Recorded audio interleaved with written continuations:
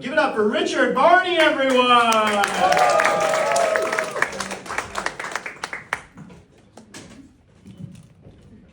What's up, guys? I'm getting married next month. Yeah. Thanks. Yeah, it's good because I can't be on the apps anymore. What's up, Ray?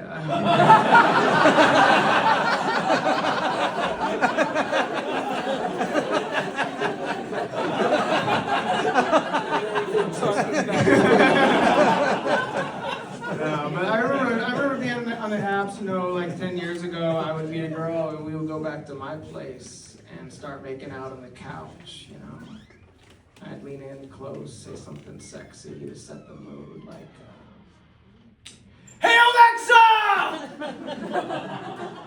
Put on sex playlist!" Alexa would be like, "If it hadn't been for Cotton Eye Joe, I'd been married a long time ago." No, but thankfully, I'm engaged now, and technology has advanced, and I have matured. So now, when it's time for things to get hot and heavy back at the home, I'll be like, "Okay, Google, initiate blowjob city." And all 17 Philips Hue light bulbs in the house will set to dreamy dusk. And my LG Smart TV will turn on the Yule log.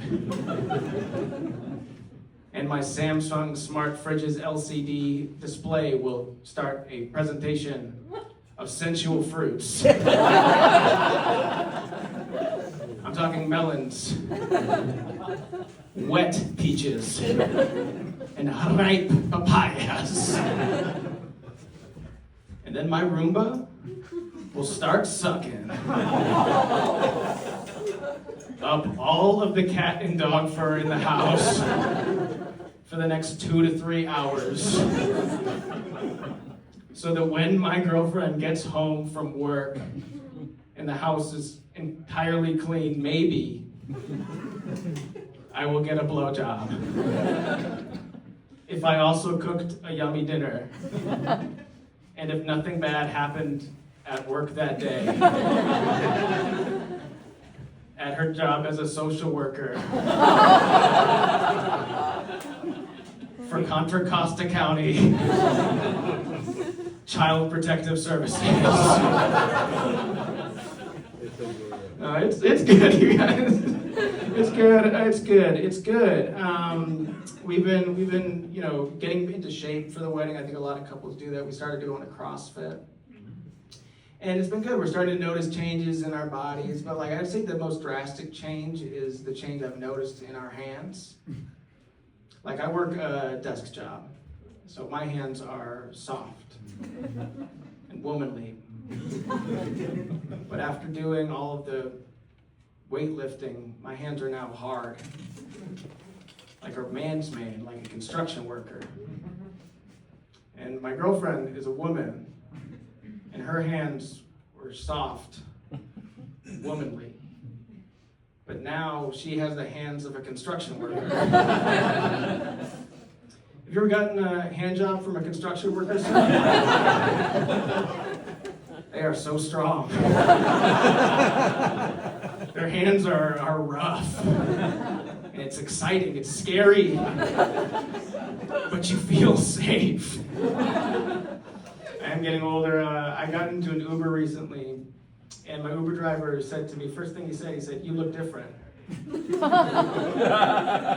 Which is confusing because we're not homies. Right? So then he turned around and he showed me my Uber profile picture, which I didn't know I had, that I had uploaded to the app in the year 2012.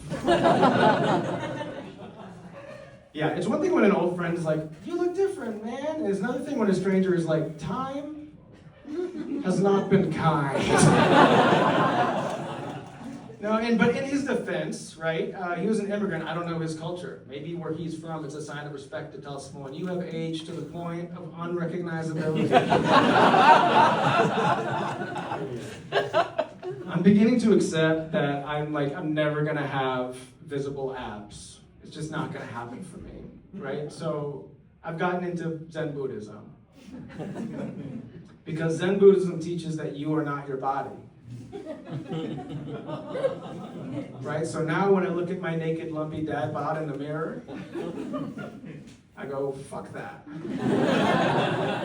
That's not me. I am enlightened. I feel like I'm maturing in other ways too. Like I remember in my 20s, a bird woke me up at 4:30 a.m.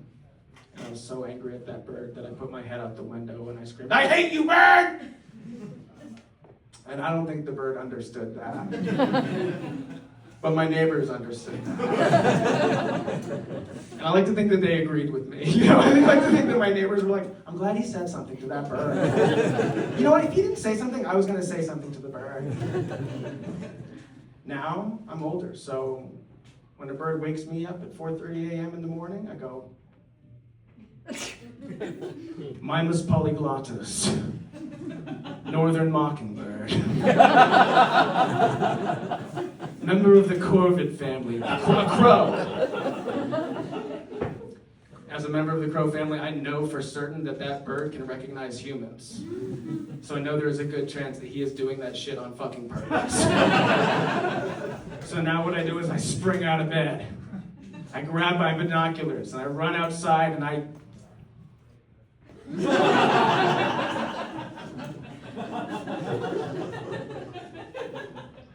Because he can understand that. That's why it's called the bird.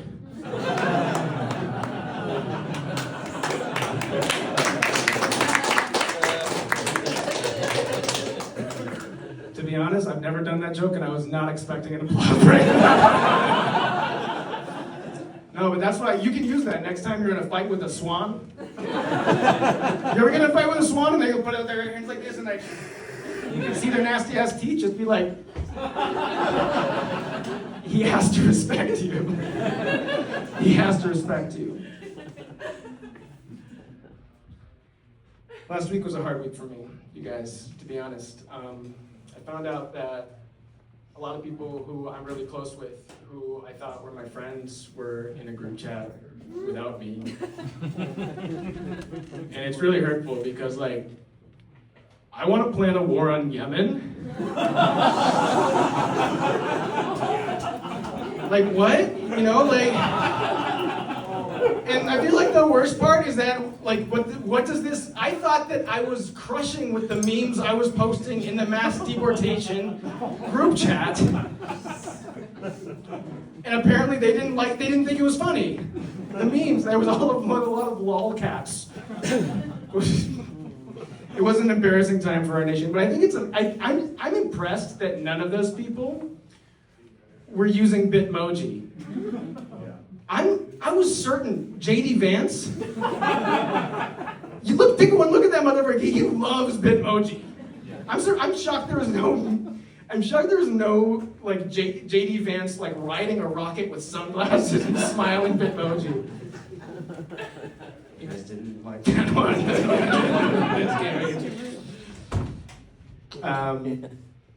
I was in a new session recently with a new therapist, and I was spiraling out about the disintegration of democracy in America and how it makes me feel hopeless about the future.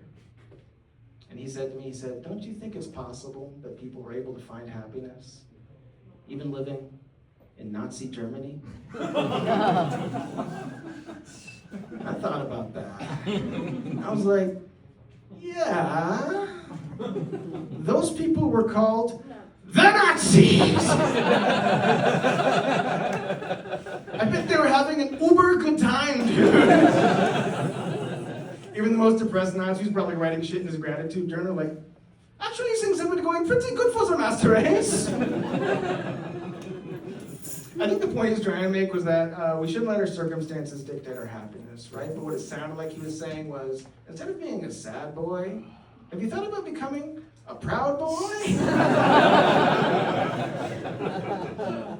If you guys are wondering, yes, this is the quality of therapy covered by my health insurance.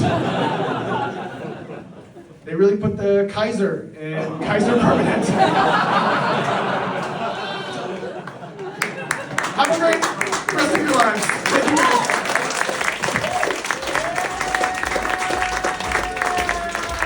Oh, keep it going for Richard, everyone. Okay, all right, you guys, we are in for a very special treat right now because this next comic coming up to the stage, it is his very first time